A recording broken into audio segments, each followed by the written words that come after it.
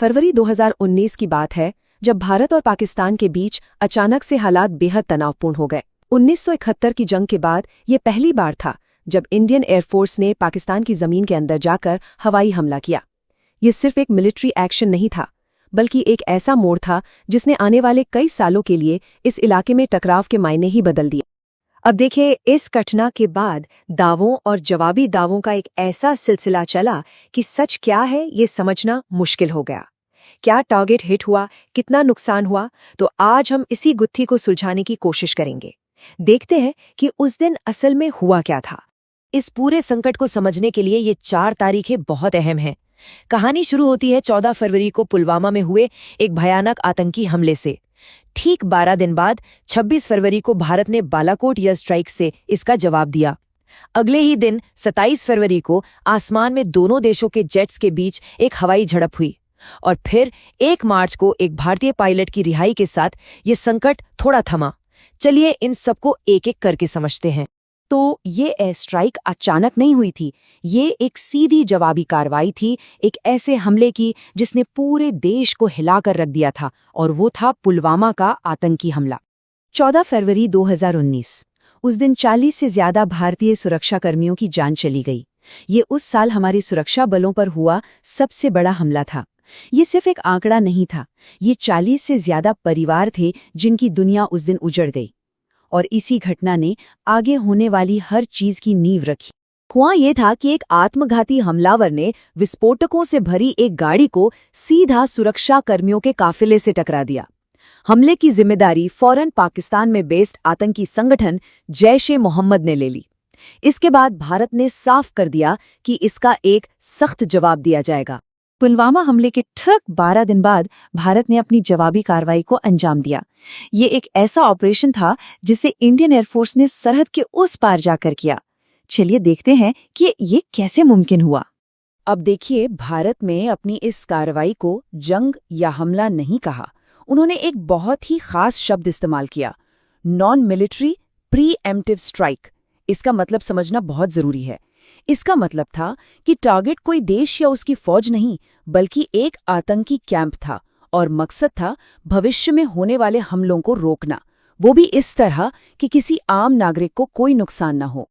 ये ऑपरेशन किसी action film के सीन जैसा था, जिसे 4 हिस्सों में पूरा किया गया।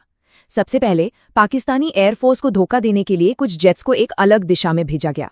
जब पाकिस्तानी जेट्स उस तरफ गए तो मिराज 2000 जेट्स का दूसरा ग्रुप चुपके से बॉर्डर पार कर गया, बालाकोट के पास अपने टारगेट पर बम गिराए और सुरक्षित वापस लौट आए। ये वाकई एक बहुत ही हिम्मत वाला और सदा हुआ मिशन था। जैसे ही आसमान में फाइटर जेट्स की गड़गड़ाहट थमी, जमीन पर शुरू हुई एक दूसरी जंग, शब्दों की जंग। इस हमले से असल में कितना नुकसान हुआ, इस पर भारत और पाकिस्तान ने बिल्कुल अलग अलग बातें कहीं और पूरी दुनिया कंफ्यूज हो गई। तो एक तरफ भारत का दावा था कि इस स्ट्राइक में जैश-ए-मोहम्मद के बहुत सारे आतंकी ट्रेनर्स और कमांडर मारे गए। कुछ रिपोर्ट्स में तो ये संख्या 200 से 300 तक बताई गई। वहीं दूसरी तरफ पाकिस्तान ने कहा कि भारतीय बम एक खाली जंगल में जाकर गिरे और किसी की जान नहीं गई, बस कुछ पेड़ टूट गए। तो सच क्या? और फिर कहानी में एक तीसरा एंगल भी आया। दुनिया भर के कई सैटेलाइट इमेज एक्सपर्ट्स और मीडिया हाउसेस ने जब ओपन सोर्स तस्वीरों को देखा तो उन्होंने पाया कि उस जगह पर किसी बड़ी इमारत को कोई खास नुकसान पहुंचा हो, इसके कोई साफ सबूत नहीं दिख रहे थे। इसने भारतीय दावों पर सवाल खड़े कर दिए और इस मामले को और भी उलझा दिया। बालाकोट एयर स्ट्राइक के ठीक अगले ही दिन 27 फरवरी को तनाव जमीन से आसमान में पहुंच गया। पाकिस्तान ने जवाबी कार्रवाई की और दोनों देशों की एयरफोर्स आमने सामने आ गईं।